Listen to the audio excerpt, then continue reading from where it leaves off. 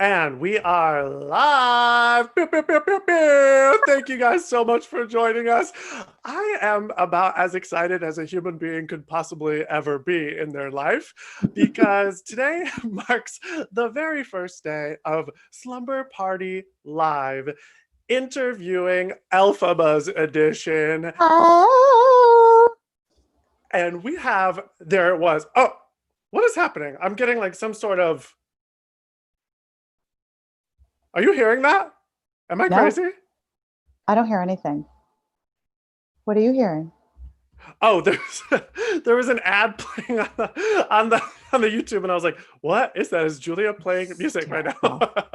Hysterical. I'm just, I'm so excited because we're interviewing Elphabas all month. Part of what this podcast is I like to interview LGBTQ people and LGBTQ icons about their slumber party experiences growing up, and I had this idea to do Elphabas, and my first thought was, oh my gosh, you know who I bet would be game because she's so funny and so fun on Instagram and is truly one of my favorite performers of all time, has brought me so much joy over the years. You know her from The Wild Party, ever heard of it?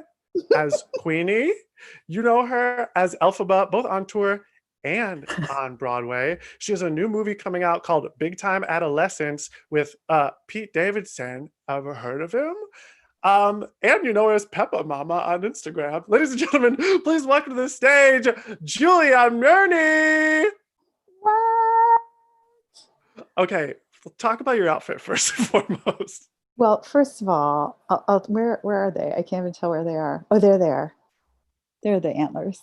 See, they're antlers. It's a onesie. It's a onesie situation. And should I show? Should I show that? You Yes, ready? You please ready? show. Look, look, look.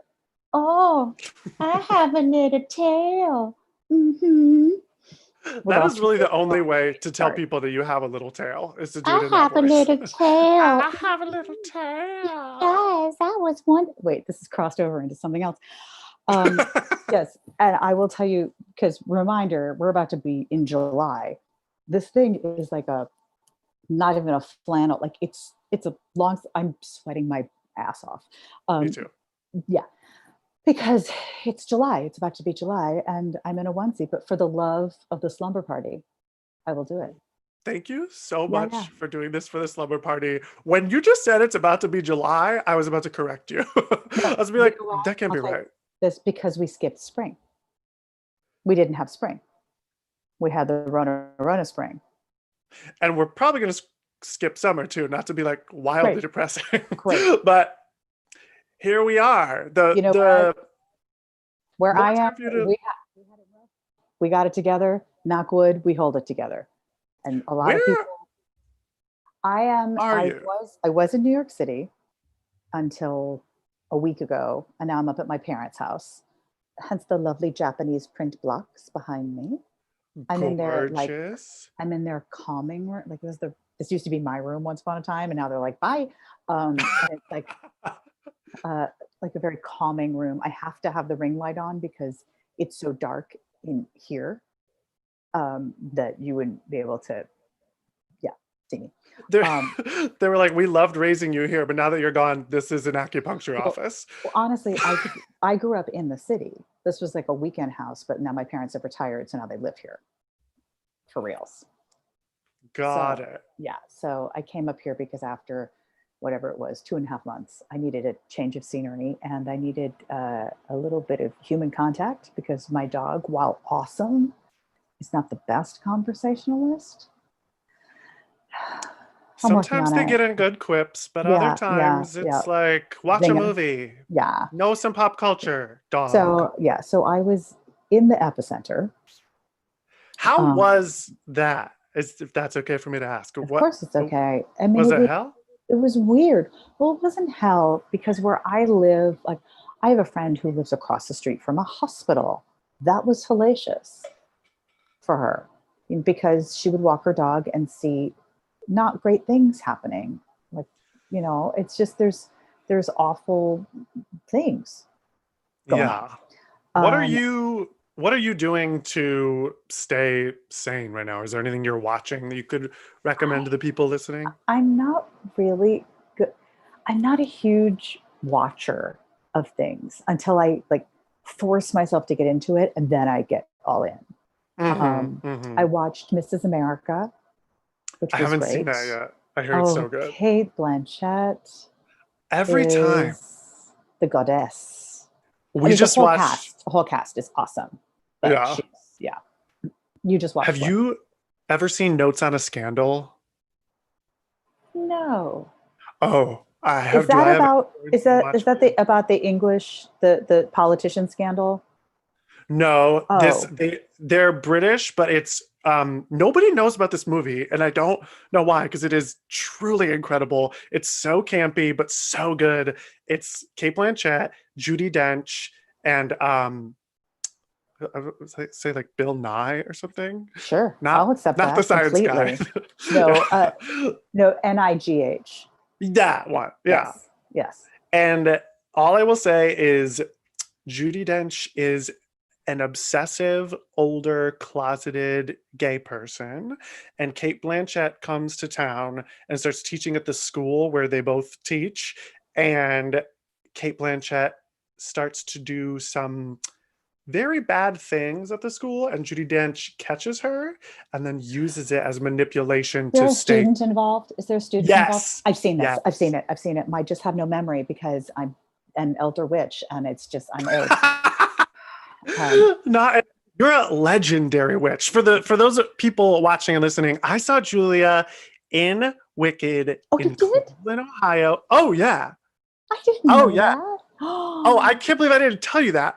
Where I in Cleveland? Are you from Cleveland?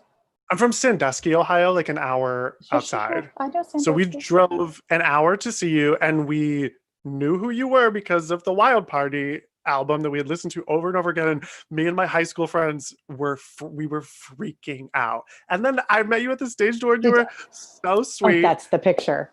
That's the picture of us at the Yeah. stage door. Yeah. Yeah, there's a picture that he has, dear watchers and listeners, of us at the stage door, wherein, to be fair, you look a little high or a little drunk.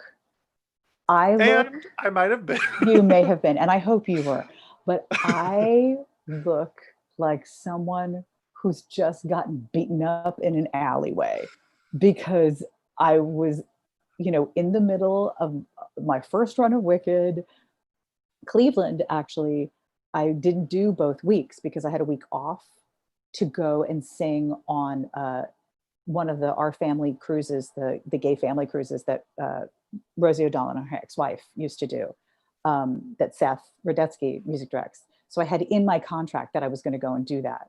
So we were lucky that we met each other because you could have come and not seen me. And I would have been so sad But I because look so tragic. And that you sent me that photo and I was like, oh my God, I went outside and let people take pictures. I should have been underneath a bed in a fetal position, weeping one Denzel tear and wondering what had become of my life. my first question, people are asking lots of questions already Oh, okay. in the comments, but my first Mhm. Elphaba question is related to what you're saying. And I mean this is very sincerely, is it fun? Because it seems like so taxing. Here's the thing. Yes? Question mark? Look, of course, it's absolutely fun. When you're well, when you're feeling good and like on your gig, not on your gig, every witch is on their gig, but I mean on your health gig, Sure. it's awesome.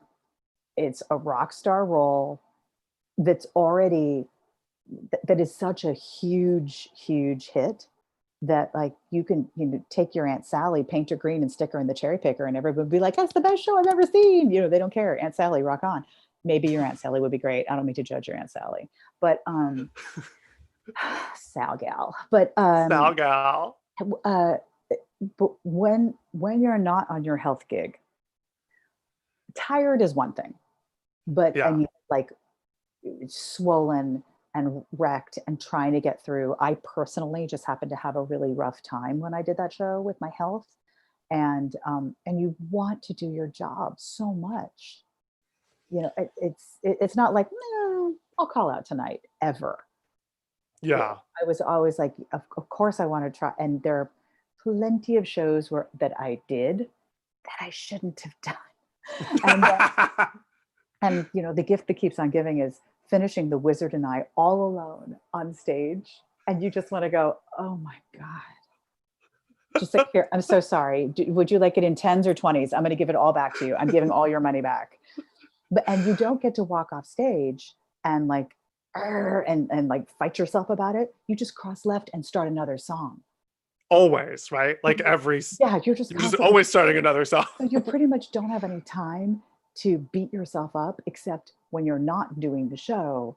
So you spend whatever 3 hours or 3.5, hours in show mentality, and the rest of your day is just going and gargling with tinctures and salves and hot things and trying to get to 8 o'clock again. And that part is rough.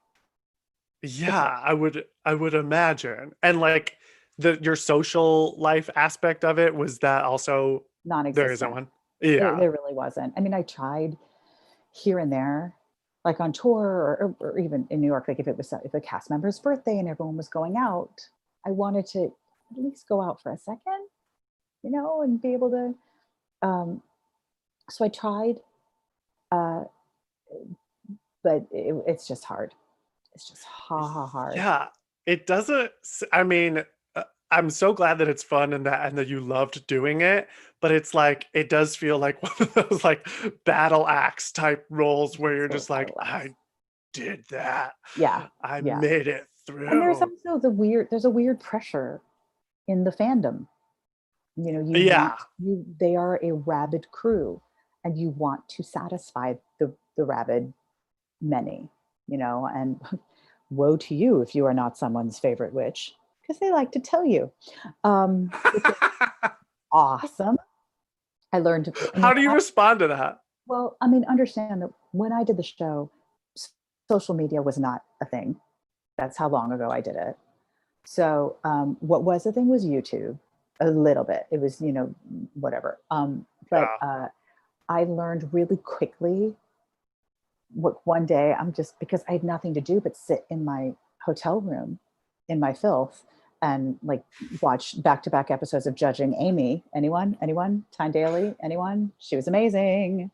And and be on my computer, and like Google was a thing. So Googling things. And then one day I was like, oh, what's this?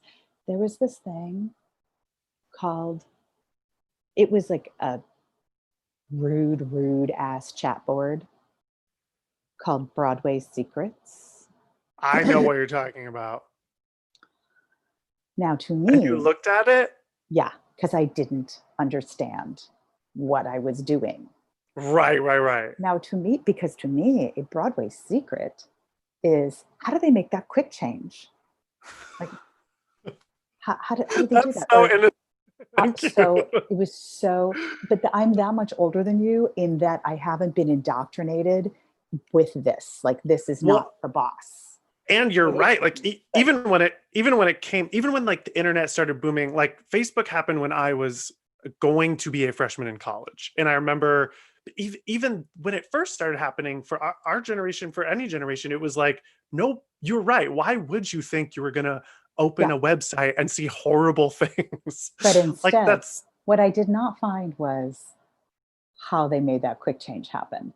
What I did find was horrible things or suppositions about friends of mine who they thought were dating or they thought were whatever, but like saying awful things. And I was like, oh my God.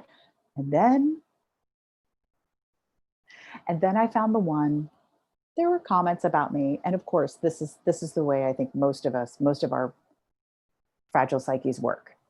If there are 10 people in a room and 9 of them go, great job, and number 10 is just like, hey, you're like, oh, I'm terrible, I'm garbage, I'm awful to hate. Number 10 is obviously the smartest one. The Yeah. majority doesn't rule. Number 10 knows everything. They know the secret Mm-hmm. to the universe.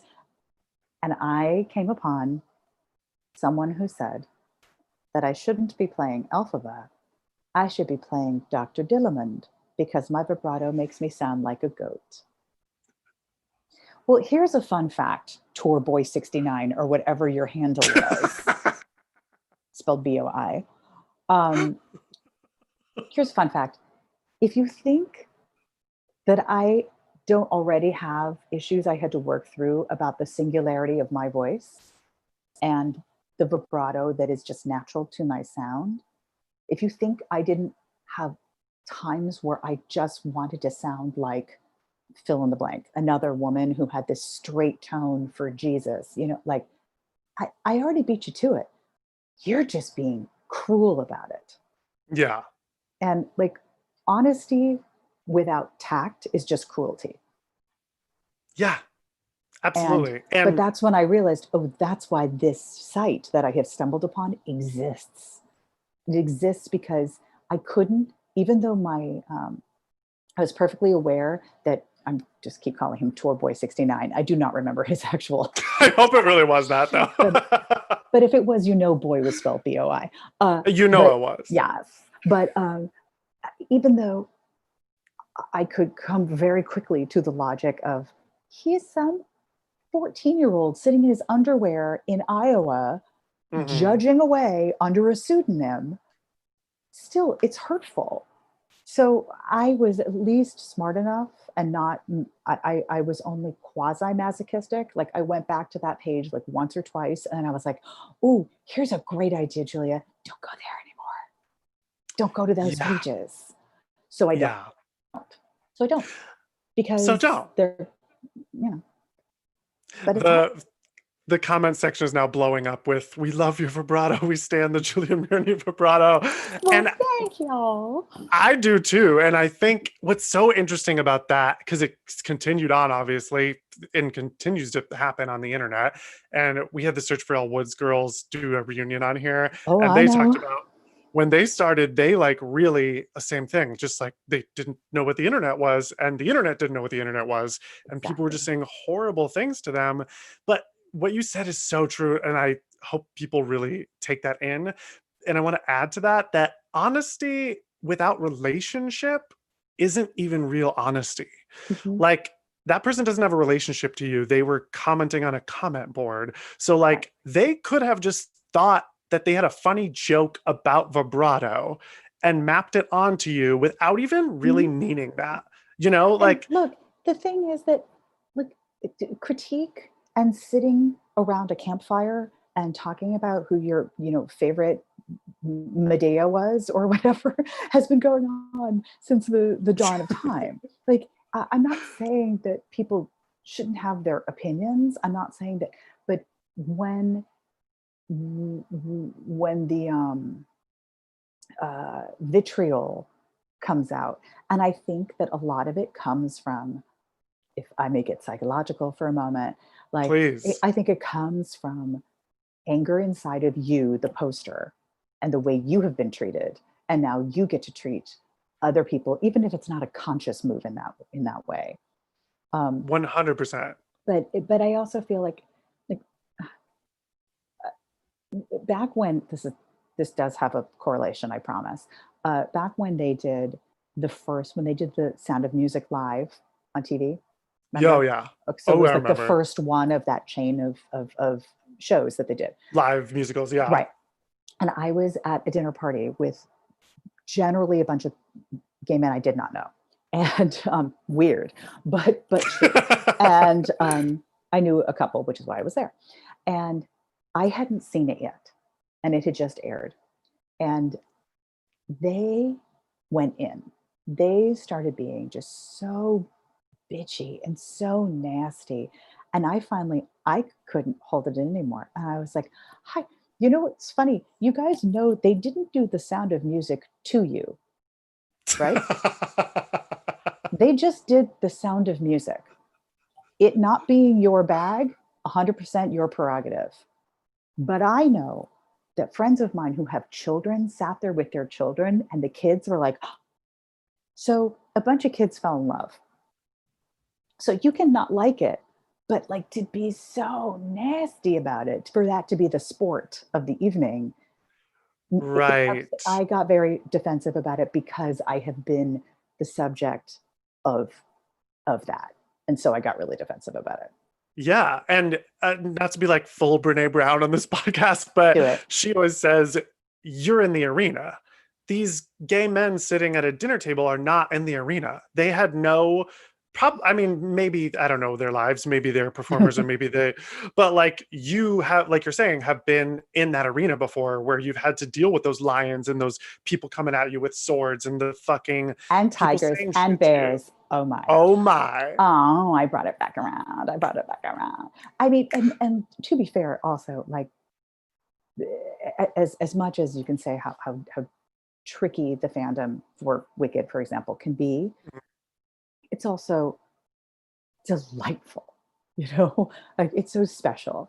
And I mean, the fandom of Wicked is special. Having been part of this show that adults and young people who are now adults when I did it, like, still love it. The Green Girl Sisterhood is very special. Um, I mean, when I met Nicole Parker, for example, when she was doing the show, I remember this so well. I met her on the corner of 50th and 8th one evening, and we were each with people, and the people we were with, like they all knew each other, and I was the odd man out. So I was just standing there, and whoever was with went, "Oh, Nicole, do you know Julia?" And she looked at me and she went, "How did you do this?" So we became great friends. I also, there's a restaurant in Midtown in the theater district for you non-New York City folk called Schmackery's. Oh, not Schmackery's, pardon me, Schnippers. There is a place called Schmackery's, that's cookies. Schnippers is food. And it's a big sort of like Cheese open, fries for me. it's almost like a cafeteria, but with really outstanding food. And I was there once with some people and we were eating. It was very crowded. And I look up and I like see over that way this woman looking at me. And she goes, and I went, Carmen. It was Carmen Cusack, Do who you mind people if I faint? forget. No, go right ahead. And we both got up from our seats, walked over to each other. We've never met, and we hugged because we had both been through the war of the Elphaba. And you know, there's a handful. I mean, I like to joke that now so many women have done it. And like it's been running for so long and had so many companies. Anyone could come up to me and be like, "I'm Elphaba." I'd be like, "Amazing. Hi." Like, I don't know. I Yeah. don't know you. Yeah. I don't know you. There's a first national, second national. Yeah, Sure. when I went into the show, I knew the women I was replacing, of the five of us, whatever. I knew them. I'd seen them all do it, and they were Yeah. women that I knew. And now they're just met. There are some of the subsequent women I know that I've worked with or become really good friends with or whatever. But a lot of them, we did that 15th anniversary special, and was that a year ago, year and a half ago, almost 2 years, whatever. Yeah. And there were a few women. I was like, amazing. This show has been running a long time. Yeah. And you're so right. It is like anyone can go see that show and be so blown away. And I saw you, I saw Anna Gasteyer, I saw Shoshana, and I saw Adina. Oh, And you kicked it old school with the elders. Yes, I baby kicked it doll. old school. Yes. All 4 of those days were the best days of my life. Like really, I just, there's something so special about the show and about what it is. And my question for you is, I mean, so many young gay boys, I think especially, but also young women, lots I of just think people. just young people, just young, it Yeah. speaks to anyone who has ever felt like they were not enough and who has ever not felt like they were not enough. Yeah. You know, and I also think that even if you hate the show or it's not your cup of cuppa and you just like brought your niece because she really wanted to see it, oddly, the magic of the song For Good, you might spend 2.5 hours, 2 hours and 40 minutes, like, nah, it's fine. She's flying. They're monkeys. I don't know. I don't know if I care. And then they start singing For Good, and you're like, like, just that song. Stephen Schwartz is a he's a magician Mm-hmm. because he wrote this song that is so seemingly simple. I have sung that song. I sang it at someone's graduation. I sang it at someone's funeral. I sang it at someone's wedding. Like anything that has anything to do with a bon voyage or a separation or a goodbye of any kind, like that show just caught lightning in a bottle. You kept going to see it. What was the first one Yeah, you saw? Was Adina, must have been. was Adina. Yeah. Yeah. I saw Adina and then Shoshana, both on Broadway. And then I think I saw you in Cleveland and then Anna in Chicago. Chicago. I definitely went to Chicago. I You know probably that. saw Anna in Chicago and then me in Cleveland. It doesn't Okay, that's matter. probably. The point of the story is I was blown away, and people have asked in the comments, and so I have to ask because okay. it is truly iconic. And I don't know if you saw this, but it went viral on Twitter like 2 or 3 weeks ago. I'm Did you scared. see What is it? that? People said, why is this not a more widely employed option when your last I guess 16 bars of Defying Gravity, where you're like, bring me down. Do you know what I'm talking Oh, about? that part. Oh, not even the Yeah. scoop. Because I No. go But that's talk about all of it. because earlier than that, and nobody in all of us, no wizard that there is or was. It's supposed to go, is ever gonna bring me. And I go, is ever gonna bring me. Simply because it felt easier than stopping and then having to start on that high note because my vocal cords were like, what are you doing? So that's why that happened. Bring me Yeah, down. That that one. yeah. I think it was People are freaking totally, out in the comments. People are freaking out. They're like, what the heck, God, you're talking about? I The scope, truly, the scope. I seriously think it was born of preservation. It was born of like, as opposed to bring me down. That's what it normally is. That's right. I had to think of what it was. But like, that's even higher. Good Lord. I'm not I'll just gonna lie. I played it for my boyfriend and he was like, that was unreal. He was like, play that again. But I have listened to your version so many times that I was like, is what's the that word? different? What do you mean? That's how it's done. Well, Because I've listened to bootleg of you singing it so many God bless. times. I mean, there's also the Eden Espinosa special from Wizard and I, which is and I'll stand there with the wizard, feeling things I never felt. Yes. Excuse me, ma'am. What kind of goddess juice do you drink in the morning? Did It's you see her amazing. in Brooklyn? Did you see Oh, her in yes, Brooklyn? I did.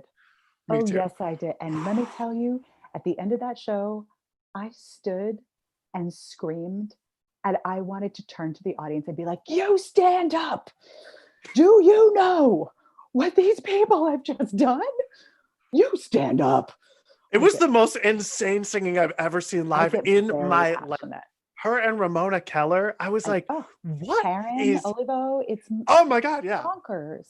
I get very passionate about that. I'm also like the queen of if I see a show in the evening of a 2-show day, it can be like sort of a quasi piffle show. Like I remember very clearly going to see Motown and it was on a Saturday night. And the woman next to me was singing along with every song. I didn't care. Like she was having a ball. It didn't matter. Yeah. And she was at one like 4 numbers in. Those dancers were letting me have it. And all of a sudden I was like, and I started crying. And she goes, honey, are you okay? I was like, it's so hard. They've already done this once today. Just, I get very emotional about it because it is hard. I'm going to take my reindeer off for a second and just let my neck Yes. breathe. Whew.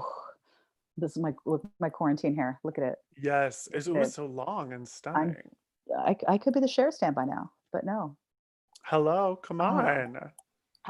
That is people are absolutely loving that, which I love. And I want to go back to that comment because it really breaks my heart. I mean, we obviously the comment that you read on the on the shitty Oh, hmm. Dr.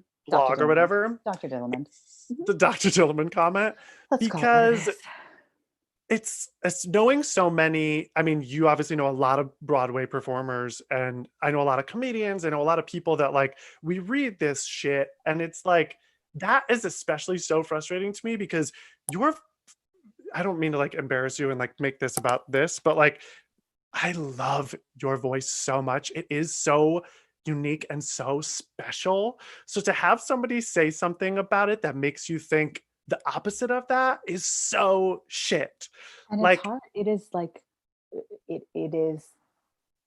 I'm not one of those people who is naturally confident, and I am not naturally like pew pew pew. Like I'm not naturally stronger than a comment like that. That comment right. can like earworm its way into me. Look, I'm still telling you about it, but Yeah. I remember it, and and it's tricky. I mean, I remember once having to like sort of mulling over because my vibrato is not like a it's not a put on sound. It's literally just my sound. Yeah. Sometimes I can control it, and sometimes I can't. Sometimes it's the boss of me, and I wish I could control it. But that being said, like I had to have a sit down and think to myself, okay, well, Betty Buckley did okay. She's got a pretty good vibrato going on. Like I had to just try and find the women that I was like, right, right, right, right, right. To each his own. Everyone's got their own path, and it's all fine. And um, but like I have really, really straight hair. I always wanted curly hair. I have a really, really fast vibrato. I always wish I could have a straight tone that just went on forever. Like Yeah. whatever, it's It's that kind of. always something which is so interesting though, because it's like we are saying, there are so many people out there right now going, looking at you and at your voice and going like, oh, look at what Julia Murney's doing. I want to be like her. I can do that. I listened to the chess. Oh Uh my. Julia. With my What? with my high Q sharp. That was sickening. Did you okay, so you say that you don't like you're not a naturally confident person. Is it this is a crazy question, but is it kind of like drag where like if drag queens say that like when they put on the makeup when they step on stage something else takes over, is it It's like that it, when you step on stage? it's Sasha Fierce. It's my It's Sasha Sasha Fierce. Fierce. For those of you who don't know what that is, just stop watching because I don't want to talk Get to you. out No, of okay. here. It's Beyonce has said, because let me equate myself to Beyonce. That's a good idea. But she has said, that when she gets on stage, she has this like persona that she just, um, I am with something like chess. So there were three concerts. There were a clutch of those actors fund benefit concerts that they did, and I did three of them. I did chess, hair, and funny girl for the three that I Mhm. did, and they're all one night shots. You're rehearsing for a week, but it's a huge production. You've seen the bootlegs of it, like so like it's Yeah. and and it is at the new, they were all mine were all at the New Amsterdam Theater where Aladdin is now, and packed to the rafters, sold out beyond sold out. And I remember, and in those kinds of shows, in the long run, I don't get nervous anymore. In the long run, I'm fine. Like once I have a handle on what I'm doing. But when you have one moment to get it right, and I remember with Funny Girl, the gimmick in Funny Girl was there was a different Fanny Bryce in every scene. They kept Right. switching up. And it was mostly women who would never play the role. And it was an extraordinary night of ladies. You should find those bootlegs because they're Anna was in it. Anna Gasteyer was in it. No. And oh yeah. And I mean it was Whoopi Goldberg, your everyone's first choice for Fanny Bryce. But it was Whoopi and Idina and Sutton and Kristen, and I'm going to forget people, Jane Krakowski and Anna and Kelly Ah, Carmelo. Have you never seen the bootleg of Lilias White singing Don't Rain on My Parade? that I have seen. I've seen you See? singing people and I've seen that and it is Where she's in the red dress, she squoze into that red dress. It's unbelievable. now imagine what it was like live. We were I basically can't. just peeing ourselves in the wings. It was outstanding. But so all of these remarkable, LaShawne's was in it, all these remarkable women. And Peter Gallagher was Nikki Arnstein all the way through. Like everybody else in the cast was a thread all the way through. And so everybody had like a little entrance moment of of the Fannies.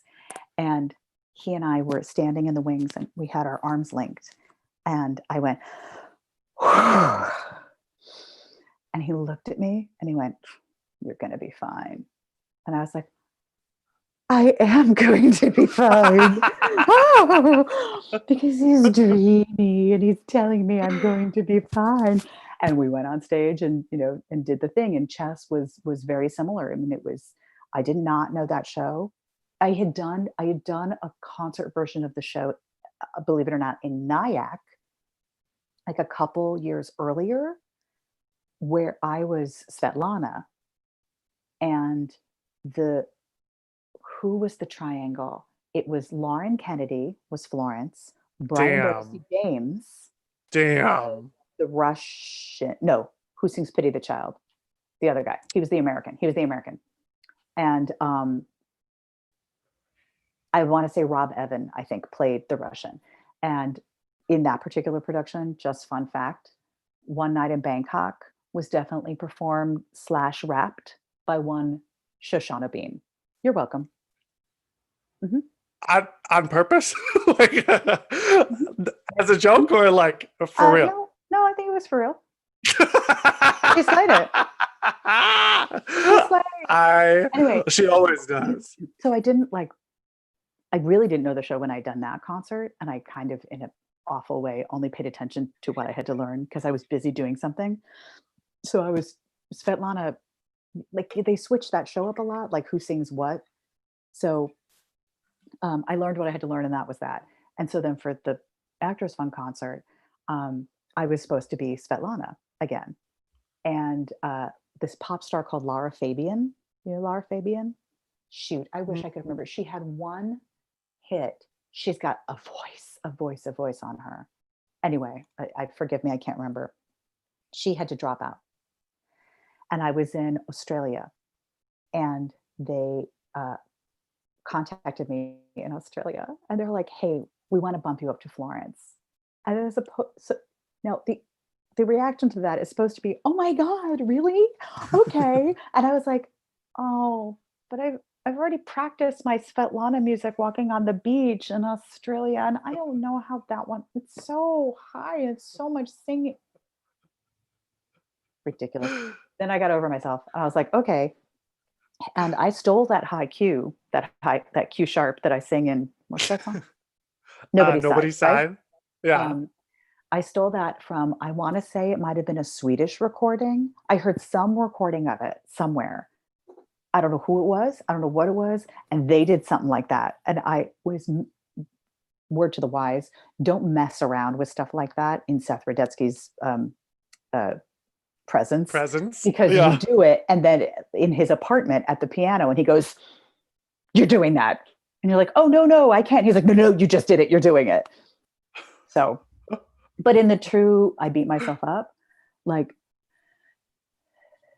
I finished that number, and I was expressly told by our director, because he knew I would just run away. But he was like, "You better stay out there and take whatever applause is being handed to you." And so I was standing there, and I knew it had gone well. Like, it felt good, whatever. But all I could think of was, I sang that better in the dress rehearsal. Because you only had one shot. Yeah. Well, two. I mean, the dress rehearsal bootleg is also out there, because there was an audience, like half an audience for that Josh Groban fans, a bunch of them could pay a lot of money to the Actors Fund. The Grobanites, as they are called. The Grobanites. Mm-hmm. And he is, P.S., so lovely. I bet. He seems really so lovely. Dreamy. He is.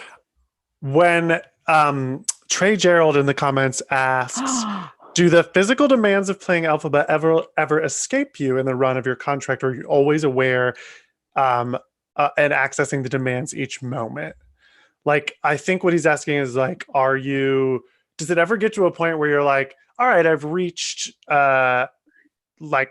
defying gravity in of this show, like the rest of the show is going to be a breeze, or are you like always kind of just like It is climbing show uphill?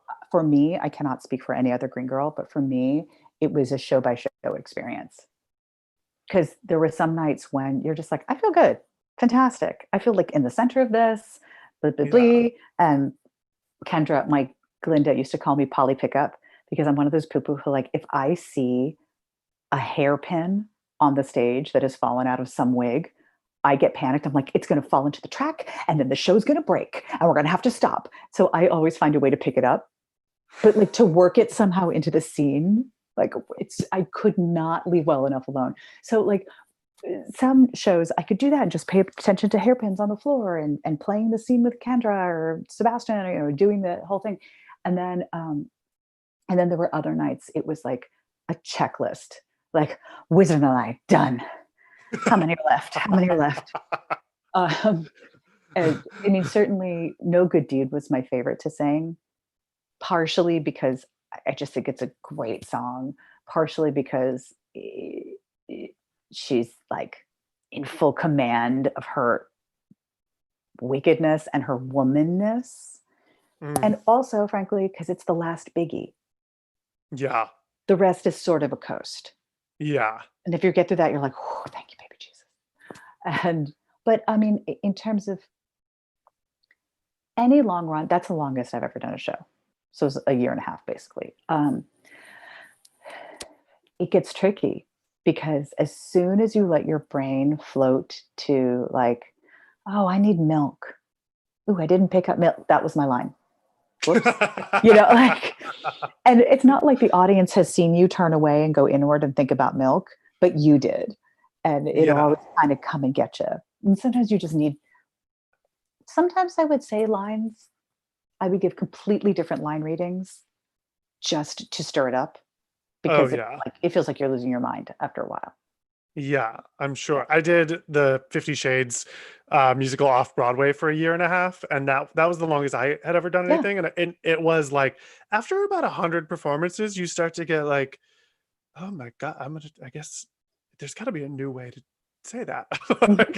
There's got to be a way to like keep this going. When you said you did Chess with Brian D.R.C. James, was that before Wild Party? Nope, after Wild Party. I've worked with him several times. Wild Party. Yeah. I've worked with him several times. And go ahead. No, I was just going to say that was also one of those. It was up in Nyack, and we did like 2 or 3 shows. I can't remember. And maybe we did 3, whatever. After the first one, he and I were driving up to Nyack. I was driving, and he was really quiet. And he went, I did a bad thing.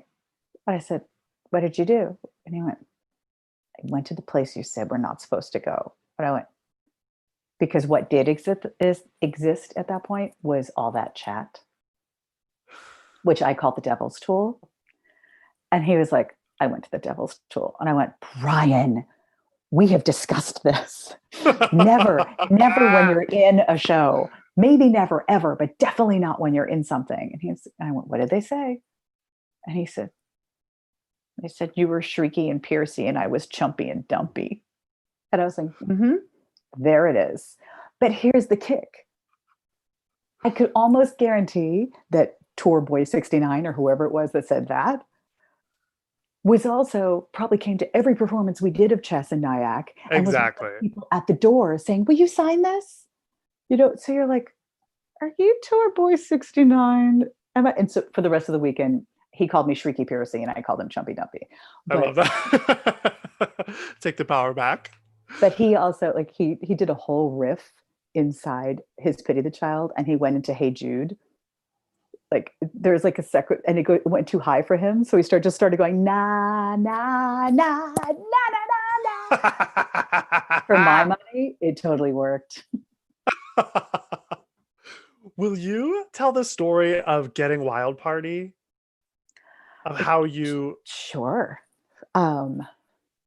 She's long. She's a long story. I'm trying to think how to edit it. I'm putting the air back on. You guys, I'm in a onesie. Go for it. It's July. It's almost hot. July. I took my green screen dress off. Also, I have to tell you, it's so funny because because you have that red sheer curtain behind you, it looks like a nuclear winter is occurring behind you. Like there's some sort of massive explosion or fire, just doomsday.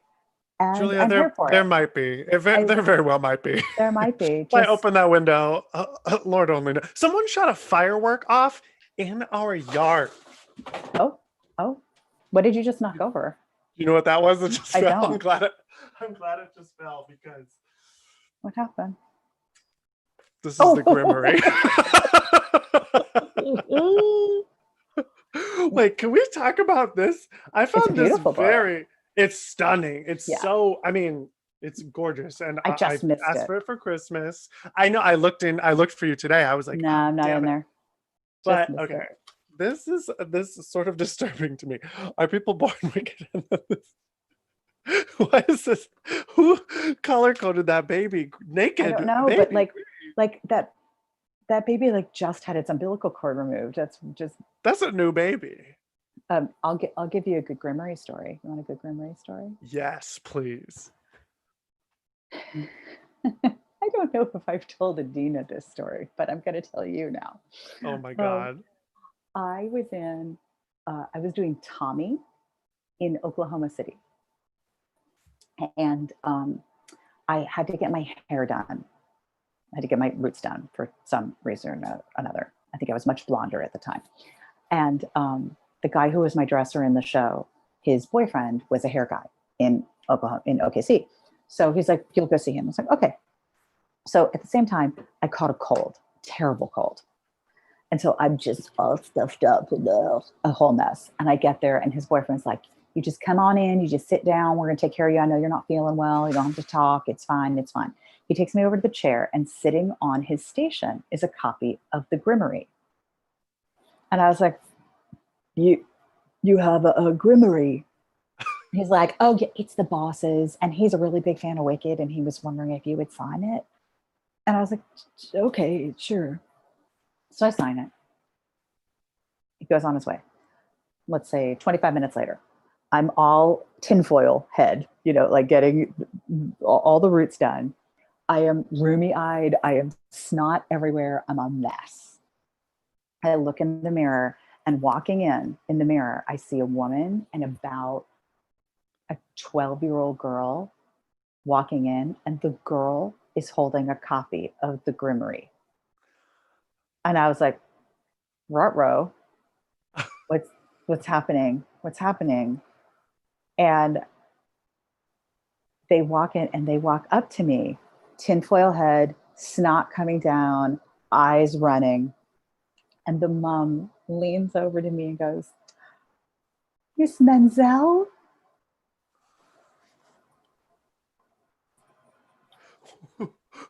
What did you say?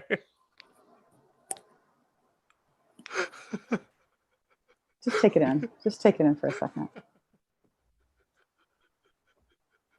Were you like? And then the little girl holding the Grimmery, she goes, I love Wicked so much. And I was like, what do I do? I could just be like, click, click, click, bye-bye. Yeah. It was sort of before she had become like a huge star. I probably could have still gotten away with it. But my brain was not firing on all cylinders. So instead, my amazing comeback was, no, I played the part after she played it was a disaster. Miss Menzel?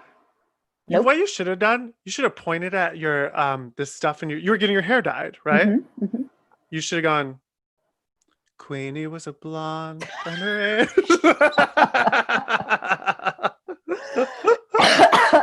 Yes. Only we can rewind. Can we like go back? Go back to that moment? That is so funny. And yeah, what are you gonna do? One time I was leaving one of my best friends was in Newsies and we went to, I think we were at like not the opening, but like their very first preview on Broadway or something. And I was leaving the stage door with him and somebody came up to me and was like, I loved you in the show. You're amazing. Will you sign my playbill? And I was like, absolutely. Yeah. Thank you Yeah. so much for If they're coming. not calling you by name, just take that pen, sign it. I made their day. They thought I was somebody. You should have been like, I'm sorry, I'm Miss Menzel. I'm Miss Menzel, if you're nasty. Miss Menzel. Anyway, I cut you off. You had a question now. I can't remember what it was. Speaking of Miss Menzel, the iconicness of it all, of the Wild Party. How did you get that role? I had an audition for a show called Snapshots, which is a show of all Stephen Schwartz music set to a completely new book. And this was pre Mamma Mia. So I like to say it was Mamma Mia before Mamma Mia.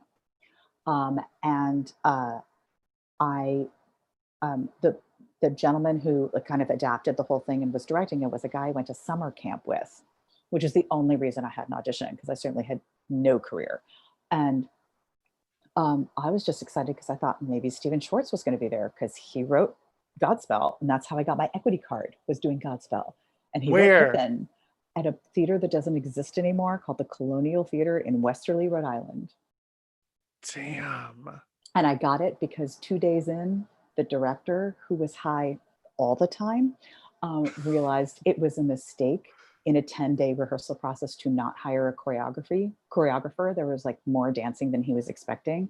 And I was, for whatever reason, he turned to me and was like, will you choreograph this? Like, beginning immediately. And I was like, if you give me my equity card. And he was like, okay. And that's how I got my equity card. That's a gag. Mm-hmm. That's amazing. And so I was just excited at the possibility of Stephen Schwartz being there. Yeah. And I went in and I sang my song and I finished, and Stephen Schwartz, who was there, asks me if I know Meadowlark. And I was like, yes, but I don't have it. Nobody sings it. You're not allowed. There are rules and I follow them. And but it was in the show, and they didn't have it there either. But he turned to the music director, who happened to have just played keyboards for Patti LuPone's concerts that she had just done on Broadway. And Stephen Schwartz turned to the music director and said, Andrew. And Andrew Lippa, who was the music director, got up from his chair, I met them in the same day, went to the piano, played the hell out of Meadowlark without any sheet music at all. And I sang it. And when I finished, Andrew went, who are you? And I went, who are you? And he says that he went back to his little, notepad and wrote, who is she? ? Queenie ? Because he had just started writing the show. That, I have chills. That is like, that's the dream, right? That's like the dream that so many young performers have, that because you go to we all know you go to so many damn auditions and so many calls. That day changed my life manyfold. And because I did that job, I got the job. So I worked with Stephen, I worked with Andrew. I ended up doing every reading of the Wild Party from the drop. I didn't play Queenie in the first one, but I played May, who at the time, old-fashioned lesbian. No. But at the time when I did the very first reading, that song wasn't written. May was just a character in the poem. So, but then, and oddly, I will say, I will stand by this, even though Stephen says it's not so. I'll still stand by it. We did the show in Westport, Connecticut, and then we did it in Norfolk, Virginia. And when we were in Norfolk, I was in a bookstore just walking around, and there was the book of like new releases or interesting books or whatever, the shelf of that. And I picked up this book called Wicked by Gregory Maguire. And I tore through it. I loved it. If you haven't read the novel, I highly recommend it. I love it. It's so good. It's so good. And it's quite different from the show. Like, it's much darker, it's much sexier, and it's much more political. And I understand, they had to do what they had to do, whatever. But so I read Wicked, and I was telling everyone about it. There's no way I didn't tell Stephen. But Stephen swears, but he just wasn't paying attention to me. So Stephen swears that he first heard about it like a year or two later, when he was on a boat with some friends somewhere, fancy, where fancy people go. I still say it was me, but we'll never know. Let let it be known on Slumber Party podcast. Based on that story, I'm saying Julia Murney started Wicked the musical. I have a tail. I have a tail. People are freaking out in the comments. They're saying mind blown. And I do want to shout out, to give credit where credit is due, Lizzie Milanovic. I'm sorry if I'm saying your name wrong, Lizzie. She is on the chat. She is the person who started that viral tweet that said, "Why is this not a more widely God bless you, Lizzie. Thank you. Well, they're also like, I think most of the girls now, they're all younger than I was when I did it. They can still do that top stuff, so they don't go for the lower. I have like the grandma alternates. It's so fun. And you also added a Y at the end of the, am I wrong? It's like, instead of the war cry? Yeah. Is it like, yeah? You might be right. I don't think I do that anymore, but I think at the time I did. I don't think it was conscious though. It's just, oh my God, it was just it. That's the end of that song. That song technically is not that difficult until you take off, which is only the last, I don't know, 32 bars of the song. It's not that hard. It's pretty laid back, except it's intense acting wise, but vocally it's not too bad. But holy cow, like you're in such a I was at least in a self-preservation mode. Yeah. Is it hard to be like up so high? Is that a stupid question? Oh, in Was the it scary? area? Yeah. No, I didn't find it scary chill. at all. It was totally fun. It was totally chill. The only fear was ever, sometimes just the way the computer works, and you can't always like precisely measure how quickly you get into the contraption that flies you in the air. So sometimes if you're off by a second, it's going to take another second for it to catch, because it has to the system has to know that you're locked in and that you're safe and everything knows it's safe, and then it'll go. And so sometimes it's a little later than you expect it to be. And whenever that happens, you're like, is it no fly? Is it a no fly? Is it a no fly? I'm going. And then, so that's an the panic of the no fly also comes into play. Yeah. Sorry, I'm jumping all around here. I'm just so excited. I'm just sitting here in my onesie, honey. I got nothing. Did you know during the Wild Party? Someone asked in the comments if what the New York audience is like were like for the Wild Party. I want to know that, but also I want to know, two-part question. I'm always interested. You know that quote from The Office that's like, I can't remember what it is now, but I am always interested in, do you know something is iconic when you're inside of it? Like you were up there, Brian Darcy James, Idina Menzel, Taye Diggs. Like, did you guys know what you had when you were doing it? Because I was with that show from the get-go, I remember, so after the Snapshots audition, I feel like I'm going to change my light. I feel like it's gotten darker now. I'm going to change my light. I'm going to change my ring light, you guys. Oh, yes. I got a tail. Okay. This is sort of sepia tone. This is sort of, someone's like, what is this? I'm giving you Elder Witch now. I don't know. Is it not good? Should I go to a different one? Is it okay? No, I love this. No, okay, this is like early Wizard of Oz. It's almost like black and white. We're going to leave it there. Okay. So between the Snapshots audition and us beginning to do Snapshots was like, I don't know, 2 or 3 months of time. And in between that time, Andrew Lippow contacted me and said, do you remember me? And I was like, yeah. And he was like, would you come and do the reading? I've just started writing this show. Would you come and do our first reading of it? And I remember I was living with my parents at the time in New York. And I remember going home like one night after rehearsal, the first or second day for dinner, and going, this music is so good. Like you just knew, it just spoke to me. Whether it spoke to anyone else, I don't know, but it spoke into my bone marrow. I loved it. And there were a few things that remained from that very first reading all the way into the actual production. Mm-hmm. Queenie was a blonde, being one of them, like just like that line. Poor Child, the quartet, that was there from the beginning, and Lesbian Love Story, that song, with Alex Corey singing it. She and I were the two who went all the way so through. Good. And so it meant a lot to me because I worked on it for so long, and it was, you know, all that. And I was so happy that it was Brian. I did readings with several other people. He never did any of the readings, but I had already worked with him and I loved him so much. And I went to college with Tay. So I already knew Tay. Tay and Brian had already done Carousel, the Audra McDonald revival Carousel, together. Oh. And so we all knew each other, except I didn't know Dee. I just met Adina for the first time on that one. But it felt to me, it felt special. It felt interesting. It felt not iconic, because that's a weird thing to say of something that you're in the moment. But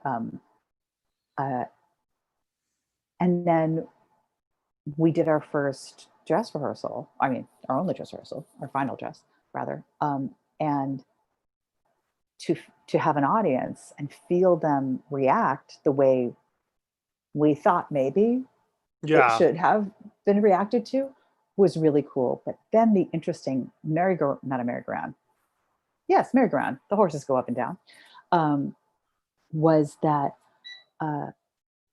Manhattan Theater Club is a subscriber base house.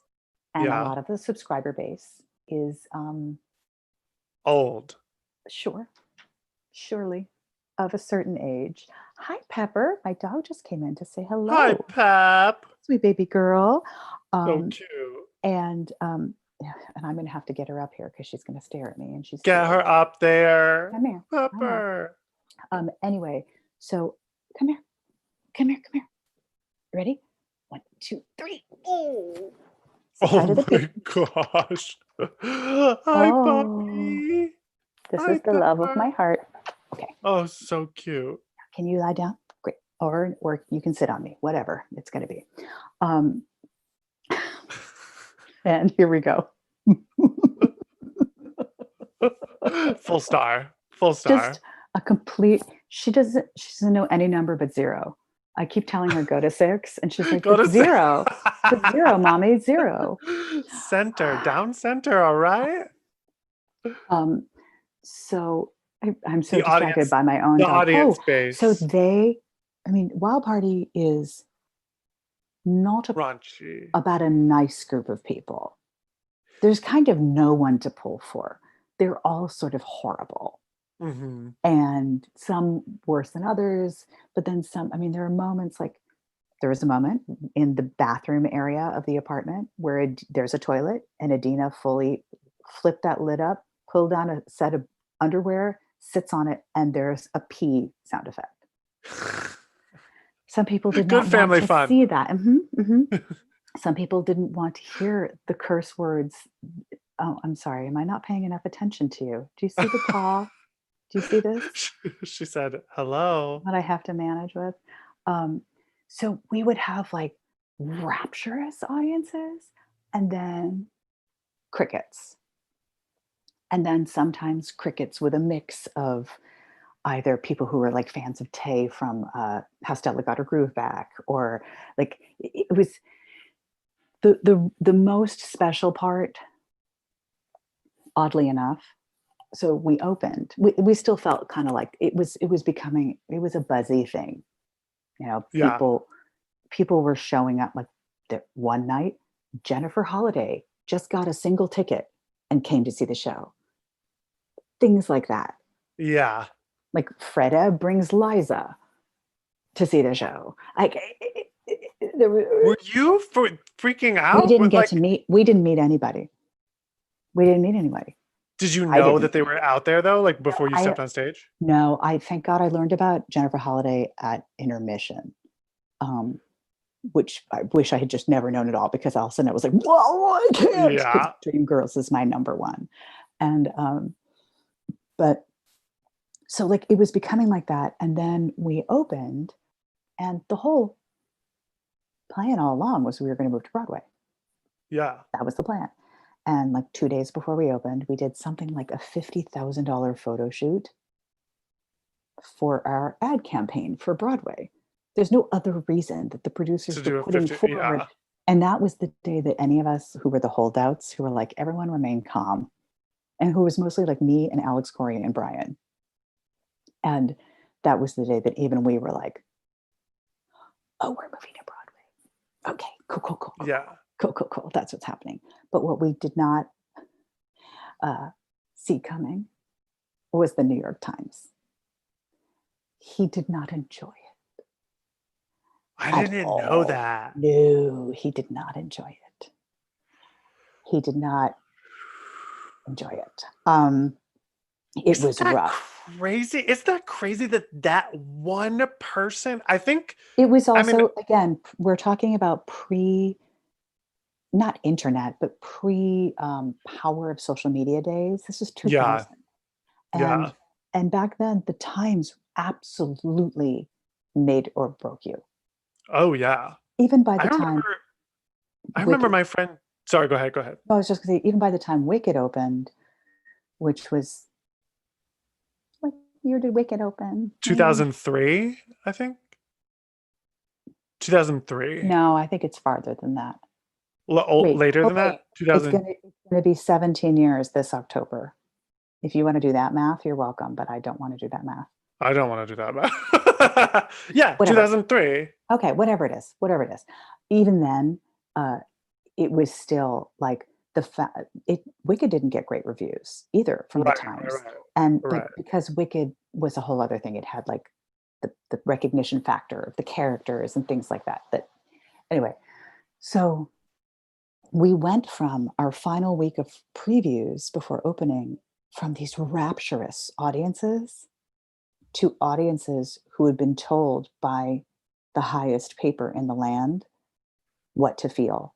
And they all crossed their arms. And we were like, what, what happened? What's happening? And we got the audiences back. But what's funny is that the most satisfying audiences were after we had to decide very quickly that we weren't moving because they had to announce it really fast because they were going to have to start building and blah blah blah blah blah. So they announced we opened on a Thursday, and Tuesday we were like, we're not moving. It was that fast. Um, Damn. but I know, honey. But Pep is like, look at me look now. at now. Pepper's like, this is my. I'm going to give you my profile. You're welcome. Look at it. Look at it. Pepper. Um, that, but we extended by I think 2 weeks, and the extension was fully non-subscriber. The extension was all just people who wanted to see this show that had all this buzz about it, and it Mm. was like a it was madness. Just scream. It felt amazing. So that is a non-answer to the question of, do you think that something is,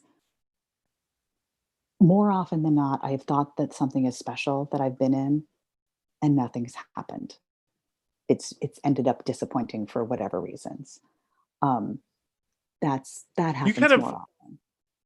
that makes sense because you kind of have to think that it's special to You have to drink continue. the Kool-Aid, 100%. Yeah, yeah, yeah. I've Like, also why been in wouldn't. things where the production team thought it was great, and I was a bit like, not really. This You is guys, not gonna. not really click.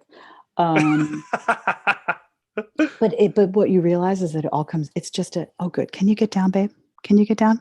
Thank you. I love you so much, though. Um, it's just taste. Because the kicker is, we closed on a Sunday. We recorded the album from 9 a.m. to midnight on Tuesday. And the album is what has made the show live. Because And live it has. this is also back in the day before everything got recorded, because digital wasn't Right. in play yet. So Hmm. there's a whole sequence of the Wild Party that we did one take of when we recorded it, but it's not on the CD because it wouldn't fit. It's too long a sequence, um, which is funny to me because I've actually seen like college productions of it and stuff, and Yeah. the tempo has never been right for the apartment sequence, and I'm always like, "What is it?" I'm like, "Oh, because there's no frame of reference. That's why." Okay, got it. They're mimicking the CD tempo. Right, but there's no mimic to do so. Um, but Oh. I mean, it's not. I mean, it's notated. You know, they're figure, but it just has. There's a groove that changes and whatever. Yeah. Um, but uh, oh, and then so all along our joke with the cast had been, well, if we don't move to Broadway, we're going to Jamaica. That was like our joke. We'll And take this then somewhere. we didn't move to Broadway. And once they decided we weren't moving, um, she's back, ladies and She's gentlemen. back. She's So back. She's on cute. two, though. She's on two. Um, can you just lie down, babe? Nope. You got to sit on mama. Okay. Okay. I love you. Um, Cutie. they, everyone was like, wait, are we still going to Jamaica?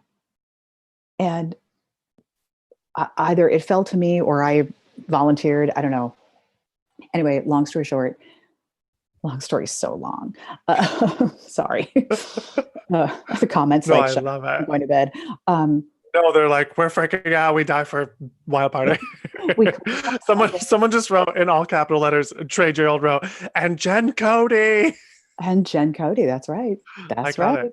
So iconic. We closed on Sunday. We recorded the album on Tuesday. And on Wednesday, I don't remember how many, like 14 of us or something, including the iconic Jen Cody, uh, got on a plane and we went to the Dominican Republic.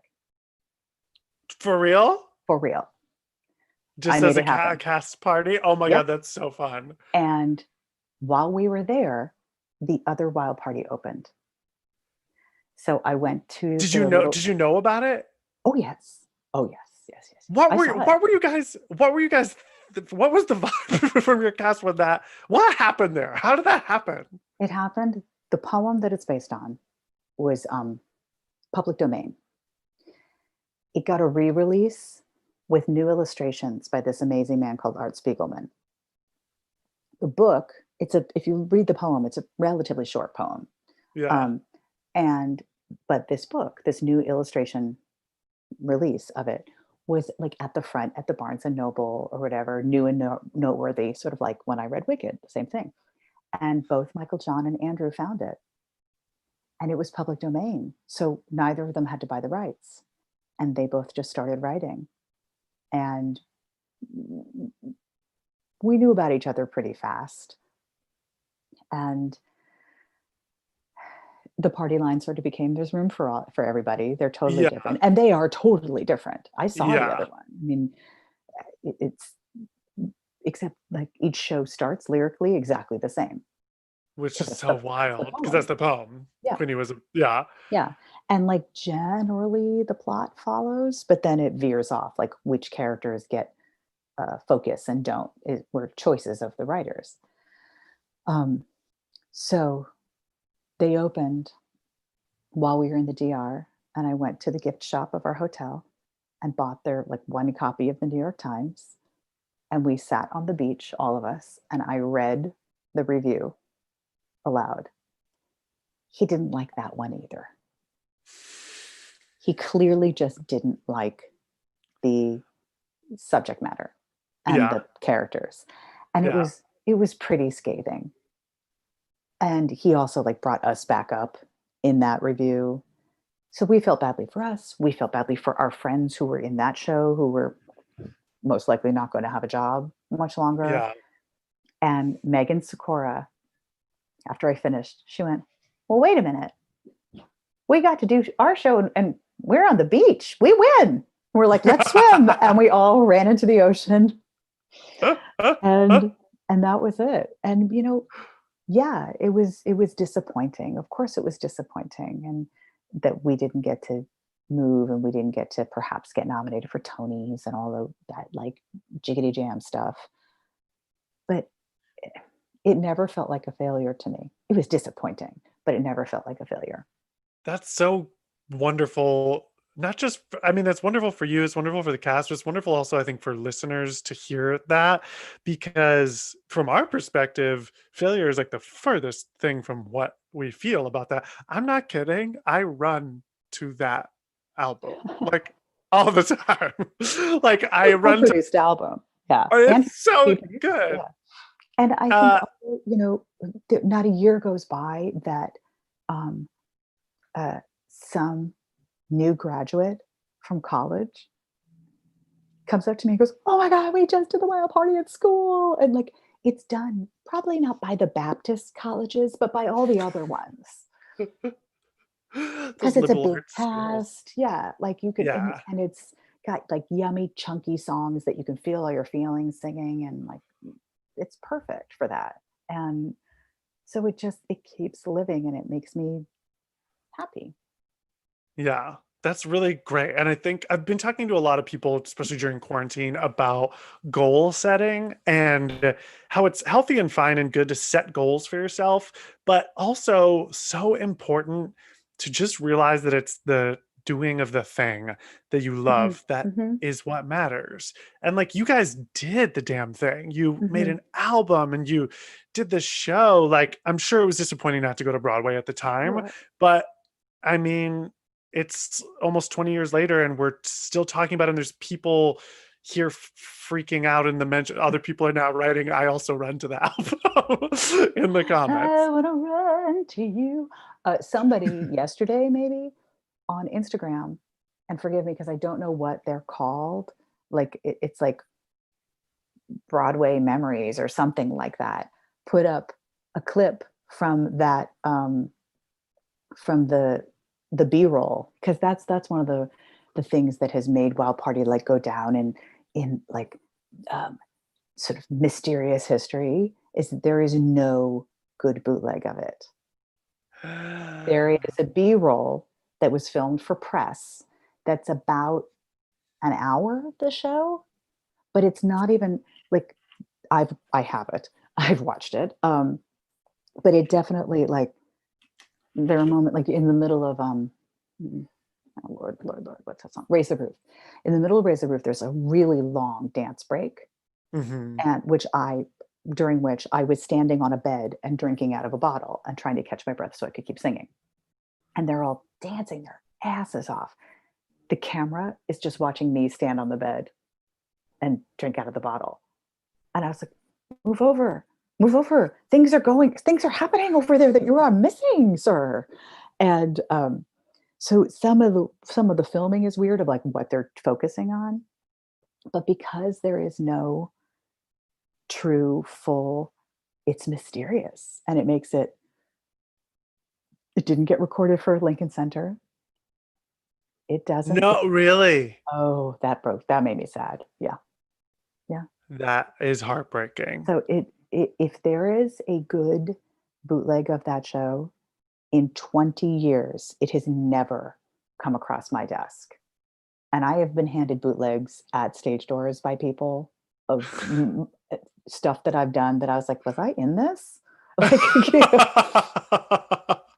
so I That, feel, yeah, I feel confident that if there was one, I would know. what about, okay, can we chat a little bit about bootlegs?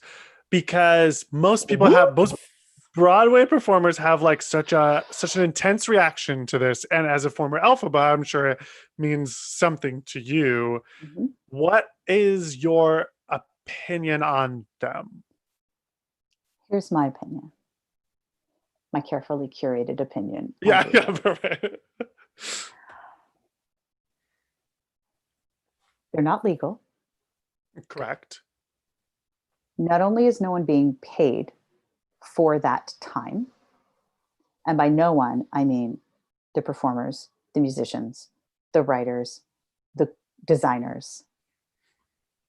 No one's being paid for that. No one's being compensated in any way for that. But it's also being filmed in a manner wherein the design, for example, is not, it's not being filmed to enhance the design. It's not like the boot, like whatever Hamilton's going to be, when it comes out, Right. like Right. which is filmed expressly for this purpose. It's not. And it's not legal. And anyone who does it knows it. And that's Yeah. disappointing. That being said, I can't stop it. I'm never going to stop it. It's never going to cease being a thing. Ushers can only do so much. There are certain shows where I wish they would have done more. Other shows where I've seen them like on it. Whatever. So here's my bottom line for it. Please cover the damn light. What a perfect way to put that. Because I honestly think you forget, those of you I'm talking to who do this, we can see you. Yeah. We are looking into a pitch black, essentially, sea. I mean, forget it. But back again, it was, pre historic days, but like we were dealing with like flip phones back then. Uh-huh. But I would go up on the cherry picker and just see phone, phone, phone, phone.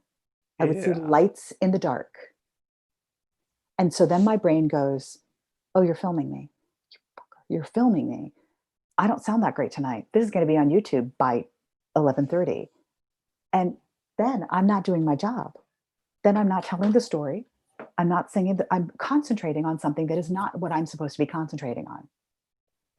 And if I didn't see the light, I would be none the wiser. Yeah.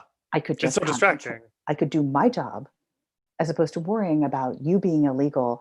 And I've never encountered the bootlegger who films something, plays it back, and goes, "Ooh, she was kind of busted. I'll just delete it." Oh no. All of y'all generation think if I press record that I must press share. It's a law in the Constitution. Yeah. And it's not. You could be kinder. You could give people a break and be like, "Ooh, And you should be. that's a mess." Also, because sometimes the mess that you hear when you're watching a clip of the last 32 bars of Defying Gravity, you didn't notice inside the whole act. You know, like if you're swept, if you're lucky enough that you've done your job and you've swept them away in the story. Mm-hmm. So again, it's not meant to be excised out. Yeah. And it all comes down to, you better be so clever doing this illegal thing that I'm never aware of you doing it. Because if I'm aware of you doing it, I will do anything I can to make your life miserable in the theater. Yeah. I can't pull a Patti LuPone. Only Patti LuPone can pull a Patti LuPone. But in the same way that there was a night where someone decided to leave their playbills on stage at Wicked. Really? I mean, like once the show started and the monkeys came down and were right there, you didn't think to just like grab your playbill off the stage. Oh, there might be actors here. So it was there the entire act. And you can bet your ass, once I got that broom in that last scene, I walked down there and I swept it right into the But like, the problem is you can't stop a bootleg. And when you spy it, I've had this discussion with other people that sometimes you see it and then you start like trying to stare the camera down. But of course, all they're thinking is, oh my God, this is such great footage. This is such great footage. They're looking right at me. It's just, don't. If you're not clever enough to get away with it with me not seeing you, then you shouldn't be doing it. There you go. Boom. Really That's a brilliant, no, but that's like the best way to put it. Yeah. And sure, like do I wish there was a really good version of all of the Wild Party? Sure. Yeah. But honestly, I wish that there was a really good, fully sanctioned version and well-filmed version. I wish there was a fully sanctioned, well-filmed version of any other show that I've done to have as a keepsake. Mm-hmm. So it's not to sound ungrateful. But God knows you can go right on YouTube and you can find, I am sure, me so busted doing the nights where I wanted to hand all my money back, all their money back. And that's Um, hard. That's hard. I've You know, watched like every single YouTube video of you, and there isn't one that does not exist. are we a little drunk when we're looking though?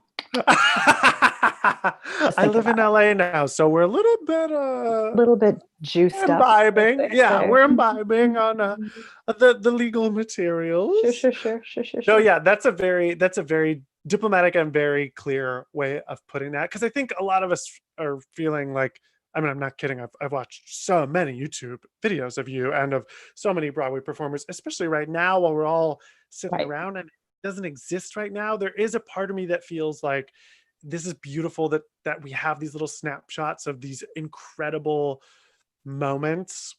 But the But way that you because just put it's that is, something, yeah, because it's something, I think the reason that people get so passionately anti, it's something we have no control over.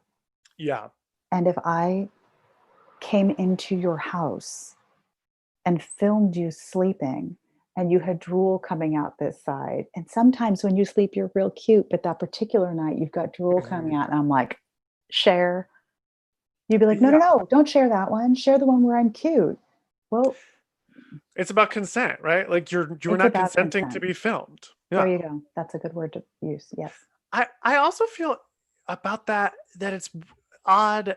I understand the shaming of taking pictures of people who are not quarantining well, like being like, look at all Mm. these people in the street. But there is a part of me that's like, but if you can see people's faces, you don't know that person's history or like what their story is, or like if they have a history Yeah, of someone trying to film them before. Like, yes, they're doing a fucked up thing, but does that give us the right to different? I'm I don't think talking they're very equatable. differently.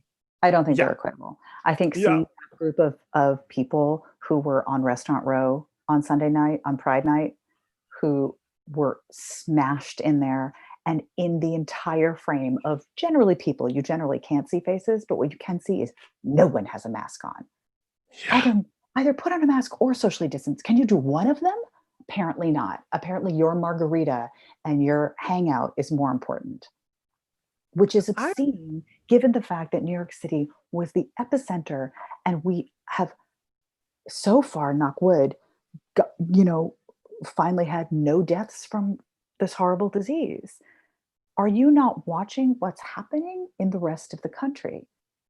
Don't forget about second wave Sally, because it's Second wave coming. Sally is coming. And you're just gonna sit there and like, I'm not saying don't go out. I'm not, but I'm just saying, why did we all stay in our apartments for 2.5 months if you're just gonna be like, let me go have a drink? I know it's illegal. Let me bootleg this show. Yeah, If I didn't don't. see you having that drink, I wouldn't have known. But you're standing Yeah, with a group of hundreds of other people. If I had a way to take a photo and shame people who were bootlegging me, I would. yeah, yeah. I, There you go. yes, I think there are some, maybe it's not fair because I'm picking and choosing, but like there are some people who've been caught on film doing things, and you're like, oh, I laughed at that, but it probably shouldn't have been shared at all. They don't know that they're being filmed or whatever. Yeah, yeah. But every piece of insane police behavior, I'm like, good. You should all be filmed, Good. and I should be able Yeah. to see your damn face. You should have to speak for what you're doing. And you should be held accountable. Yes, Damn it. because it's a Like, because it's a mess. But I just feel like go out, go have your, and even if you're not going to socially distance, just wear the damn mask, or don't wear the mask, and you have to sit. It's easier to wear the mask and just stand wear the damn closer. mask. Like, Like what just wear is, it. it's wild. It's wild. Unfortunately, we have to wrap up. I could talk to you for I could ever talk and to you ever. too. It's so nice. I This don't is even know so how long fun. we've been doing this for, like 5 hours. I don't even know. Like an hour and a half, I Oh my believe. gosh. Again, But YouTube's like, get off the channel. like enough, both of you theater Wish. nerds. Wish. But before you go, we have to play our slumber Back party up. games. Oh Okay. yeah, there's your antlers. Okay. Our I'm slumber ready. party games, and this section of the show is called "Wait, let's have fun." Okay. This is where we're gonna have some fun. And okay, we always play a Marry Fuck Kill on this Right. show. So my MFK for you is Marry Fuck Kill characters you've dated on stage version.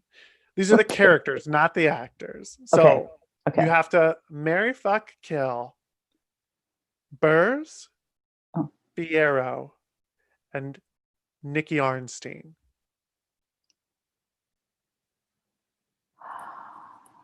It's kind of hard, huh? I guess I have to kill Burrs because he's a very scary clown. Yeah. Oh, it's so hard to separate the actor from the character. The character. But so to that end, I guess I would marry Fierro. Yeah, I'd marry Fierro and I'd fuck Nikki Arnstein. Yeah, that feels right. Yeah. Sorry, I just had to think that through. But now that I say it, it's the only conclusion. Yeah, that feels right. That feels absolutely right. I love that. Thank you so much for joining me. This was so fun. You are truly iconic. You have brought me so much joy over the years, truly. And now to so many people watching and who are going to listen, I can't thank you enough. Well, you have brought me so much joy with your videos during this yonder quarantine, I have to tell you. It's very enjoyable. And I'm so glad I found you. And I'm so glad that now we're internet friends. I know. I'm so Someday thrilled. we'll be friends in person. In real life, I would love to hang. I would love to get a margarita when we don't have to wear masks. Don't have to wear masks anymore. Exactly. No one will be shaming us. Yeah, that would be great. We'll bootleg the whole thing. We'll just like keep filming each other. It'll be amazing. It'll be amazing. You're doing it. I can't wait. Thank you so much. Where can the people follow you if they're not following you already? I'm Julia Murney. Oh, sure, please do. I'm Julia Murney on Twitter, and I'm Peppa Mama on Instagram, PEPAMAMA. And it's weird. I have so many more followers on Twitter than I do on Instagram, and I right now pay so much less attention to Twitter because it's a cesspool. Yeah. And I love Instagram. I mean, Instagram has taken on a different, in the last month, a very different sort of purpose, and which I also enjoy. But I love photographs and all that kind of documenting stuff. And I never ever did stories until 3 weeks ago. I was like, I don't like it. I don't like things that disappear. I don't understand the point. And I said that, and Amber Iman was like, stories are for the things that you don't really care if they stay or not. You just want to say it and it doesn't matter. Yeah. And something about her saying that, I was like, oh, okay. And now I'm like, story. I love stories. Stories are like rehearsal.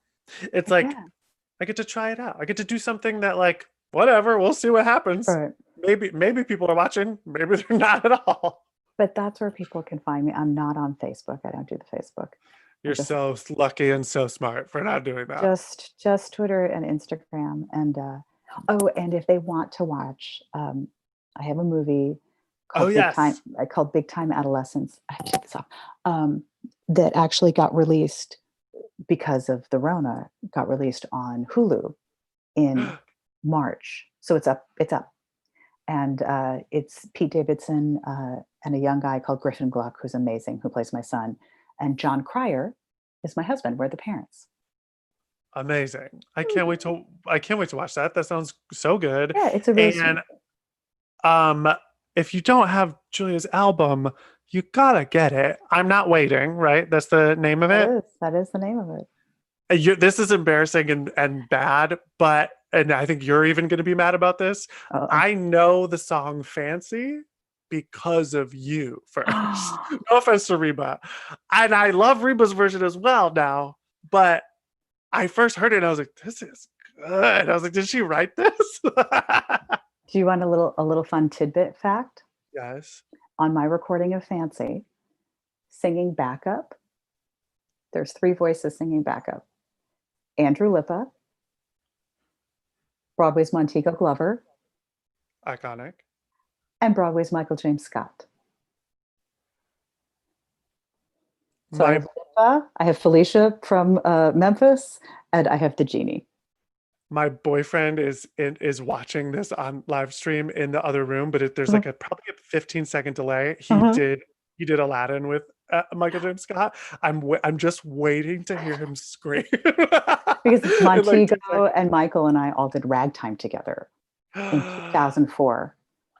I went to Australia to visit Michael when he was doing Aladdin. Yeah, Oh my God, he's so good. I saw the show 7 times, he's which is pretty marvelous. a lot. That's a lot.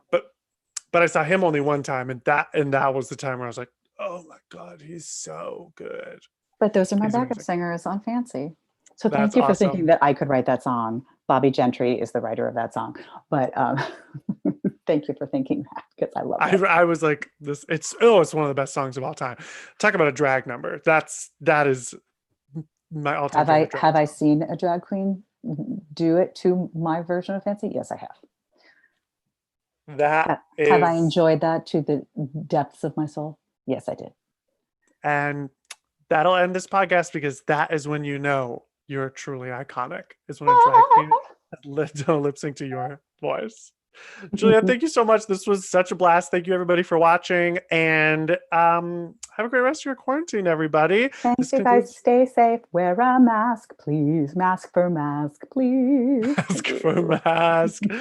Bye, everybody. Thanks.